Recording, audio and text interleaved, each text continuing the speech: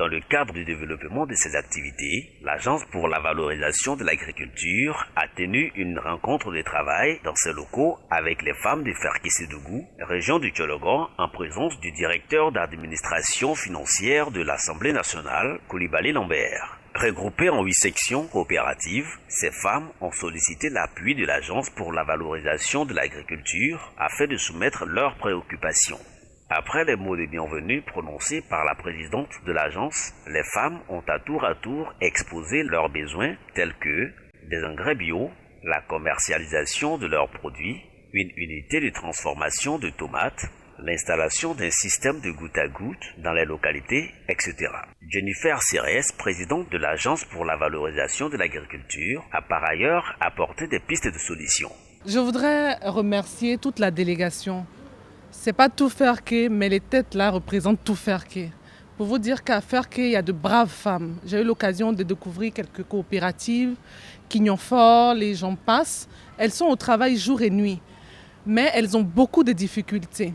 Donc le président de l'Assemblée nationale, je pense, a décidé qu'une solution soit trouvée afin de mettre fin à ces difficultés de ces braves dames. Et je voudrais inviter toutes les femmes de Côte d'Ivoire à fédérer, à se mettre ensemble parce que ces femmes sont des exemples de réussite.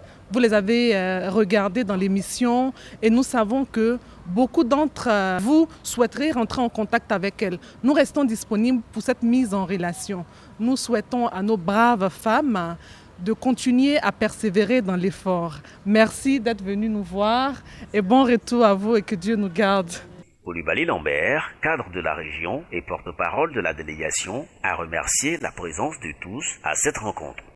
Nous avons eu l'opportunité cet après-midi d'avoir une séance de travail avec les responsables de l'ONG AVA à la demande du président de l'Assemblée nationale, fils de Ferké, qui donc a souhaité qu'il puisse avoir une relation de travail avec les femmes rurales de Ferké. Parce que vous devinez tous son attachement à ce monde, également son engagement à aider les femmes de Ferké à se prendre en charge et à être autonomes par elles-mêmes. Naturellement, notre marche dans la quête de cette recherche d'autonomie nous a conduit à Mme Jennifer Cérès, que toute la Côte d'Ivoire a appris à connaître, à aimer pour son amour pour l'agriculture. Et je peux vous assurer que nous avons eu une très intéressante séance de travail. Les femmes qui sont arrivées aujourd'hui même de Ferké sont visiblement très heureuses des échanges. Elles ont pris l'engagement avec la présidente de l'ONG AVA d'aller à son école de façon à ce que très bientôt elles puissent donc être des femmes autonomes, c'est-à-dire des Ivoiriennes nouvelles. Coulibaly Matenin, secrétaire général de l'Union des femmes de Ferké, UFEF, et comptable de Quignon-Fort, satisfait de la rencontre, invite l'agence AVA à Ferké.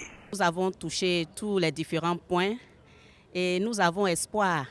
Nous savons que avec elle, avec l'agence et l'appui du président Soro Guillaume, nous aurons des solutions incessantes à nos problèmes au niveau de l'agriculture. Et nous attendons en décembre, à bras ouverts, Madame Jennifer. Nous croyons que à son passage, les femmes seront formées déjà et avec cette formation, les productions seront nettement meilleures. Madame Touré Nyene Diata Soro, secrétaire générale de l'association de la Fopokaha, se dit très heureuse de compter sur le soutien de AVA. Après un somptueux cocktail, les femmes sont reparties satisfaites avec beaucoup d'espoir.